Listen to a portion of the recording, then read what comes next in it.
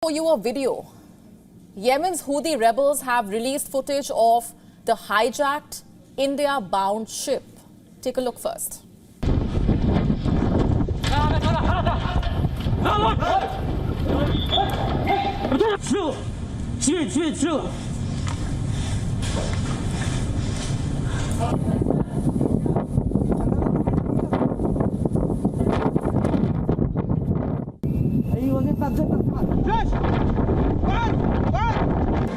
Just a quick recap here. The Houthis have hijacked a cargo ship in the Red Sea. The ship was traveling from Turkey to India. It has now been taken to Yemen.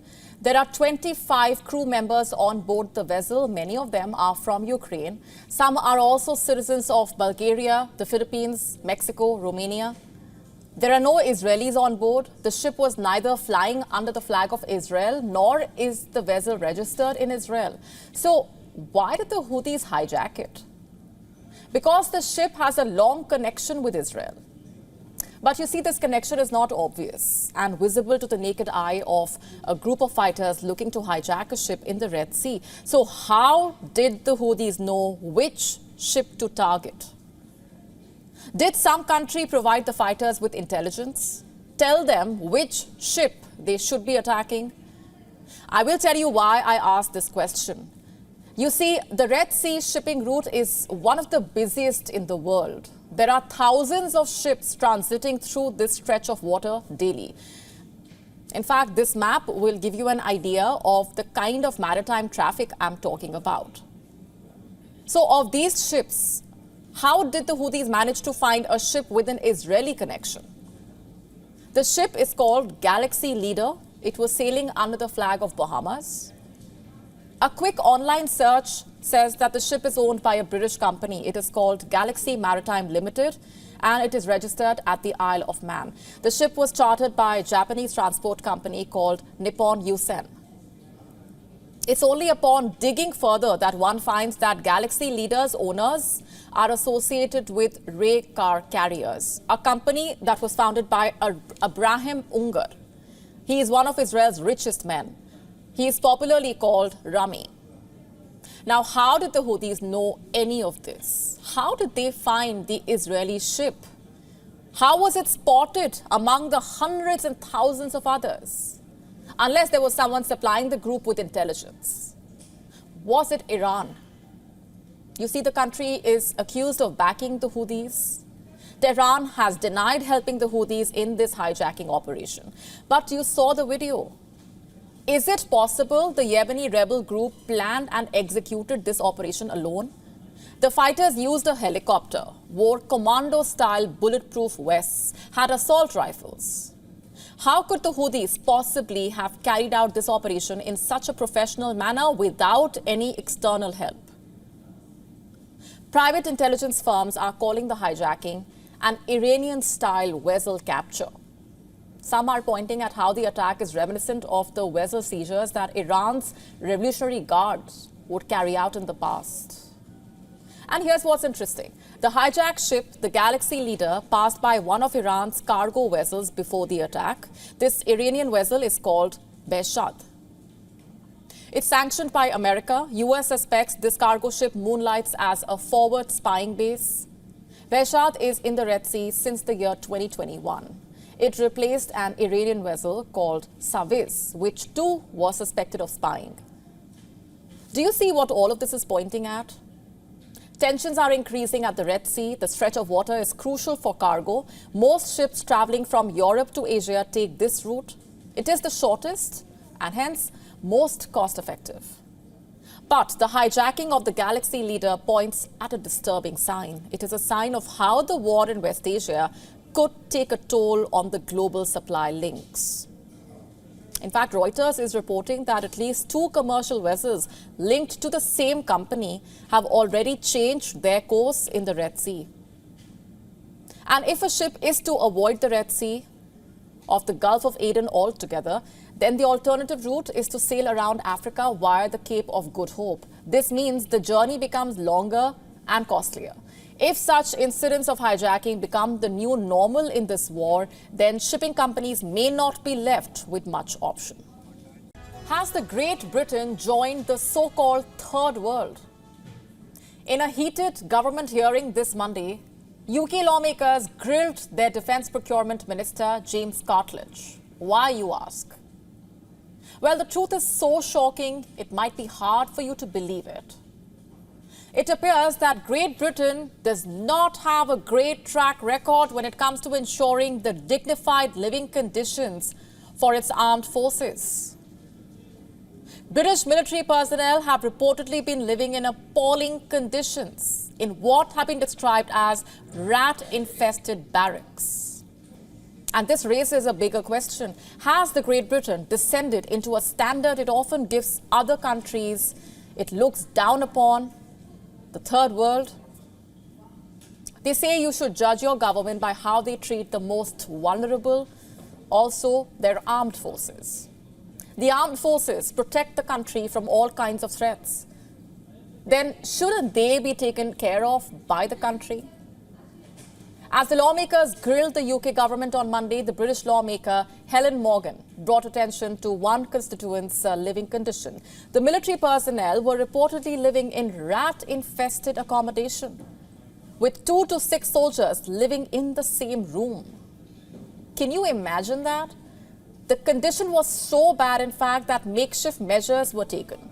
They brought in 40 shipping containers and repurposed them into rudimentary hotel rooms just so that they can live in them.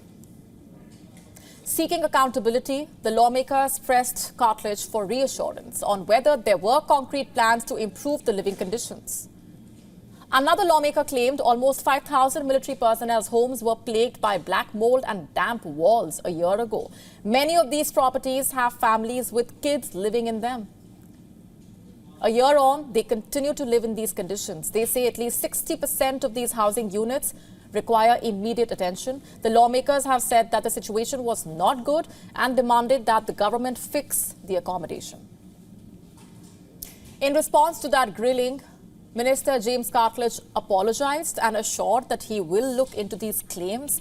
He said that the government is working to ensure that the forces personnel benefit from the work that the government is doing. But you see, this is not the first time that such a report has come out. A BBC report from a few years ago described the soldiers' barracks as worse than being on the front line. Reports up until last year, in fact, indicated how dozens of military personnel, as well as their families, say they have been forced to live in these damp houses without heating. Some say they have waited for days or sometimes weeks for repairs. In fact, according to the UK's official figures, about 3% of the flats and homes across the UK are classified as having damp. But here's the caveat. This official figure counts only those cases deemed severe enough to sway a surveyor's house health safety test. The reality is this, that far more homes are affected by damp and mold. And the sad part is, its impact is not evenly spread. And why is it a problem, you ask? Because damp affects mental as well as physical health. People who live in damp houses report more depression, more anxiety. It can impair immunity, hormonal functions, and the cardiovascular system. That's the effect that it has. Damp promotes dust mites, bacteria, molds, viruses, which can cause diseases. Those hit the hardest are children, older people, people with allergies, asthma, cystic fibrosis, and other lung diseases. Surely people deserve better than this. Living in such neglected conditions is sure to affect the welfare and the morale of the military personnel. Think about it. Surely a first world country should not have to face these challenges, especially soldiers who lay down their lives for their country. They should not be treated this way. And if this is happening year after year, then where does accountability lie? Why is it being ignored? Surely the personnel of the Royal British Forces deserve more than the British government's ignominy. How safe are your children, both online and offline? If you are a parent, I believe you've had the conversation with your children, one where you tell them to be careful around strangers, especially those who look doubtful. But what do you do when your acquaintance or an otherwise perfectly friendly neighbor turns out to be a child predator? Look at Australia. You might believe pedophilia is rare in first world nations, but figures tell otherwise. A research from the University of New South Wales has made some alarming revelations. The survey has found that about 1 million Australian men have shown tendencies of child sexual abuse. Let me repeat that. 1 million Australian men have shown tendencies of child sexual abuse. This includes not just sexual interactions with children under the age of 18, but also sexual feelings towards them. Even online sexual conversations with children and deliberately watching pornographic material involving children. Here are the figures. 9.4% of Australian men endorsed behaviors that are sexually offending for children. This makes up for every 1 in 10 Australian men. Let me repeat that for you. 1 in 10 Australian men endorse behaviors that are sexually offending for children. 4.3% of them have engaged in inappropriate conversations with children online. 2.5% have admitted to watching child pornography. 3.2% of Australian men have had sexual interactions with children below the age of 18. 1 in 6 saying they have had sexual feelings towards them. About 23.7% of Australians had experienced child sexual abuse. Nearly 8.7% were forced into sex. More than 1 in 3 Australian girls experienced child sexual abuse. That's what the revelations according to that study are. Alarming, isn't it? But you know what makes it even worse? There is a good chance that these figures might be underreported. Most of the men who sexually offended children fell in similar categories, by the way. They were heterosexual, did not work with children, were born in Australia, were working men, married or lived with their partner, had no children in their household and were white. You see, they are called invisible predators for a reason. A white employed and married predator is more likely to hide in plain sight. You would alarm your kid about a shady-looking person, but would you suspect a husband, a relative, a trusted friend? According to UNICEF, roughly 90% of adolescent girls who have been sexually abused have reported that their first perpetrator was someone they knew. And it's not just Australia, of course. Child sexual abuse is a global problem.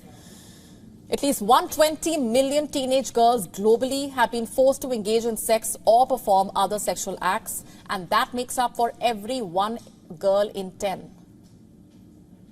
In the US, according to the CDC, about 1 in 4 girls and 1 in 13 boys experienced child sexual abuse. According to the Internet Watch Foundations, 3 in every 5 child sexual abuse reports are hosted in an EU member state. Last year, over 150,000 reports of confirmed child sexual abuse were reported in the EU. The Netherlands accounted for over 82,000 of these cases. Slovakia followed with more than 30,000 incidents. The EU also hosts the most child sexual abuse material in the world. According to an index released by the World Childhood Foundation in 2019, Pakistan is the least safe place for children in terms of sexual abuse. Egypt ranks second, followed by Mozambique. According to a Pakistani NGO, a child was sexually abused every 2 hours in Pakistan this year. Between January and June alone, there were over 2,200 cases of child sexual abuse in the country. So you see, whether it's Australia, the West, or Asia, child sexual abuse is a deep-rooted issue which often, unfortunately, goes unnoticed.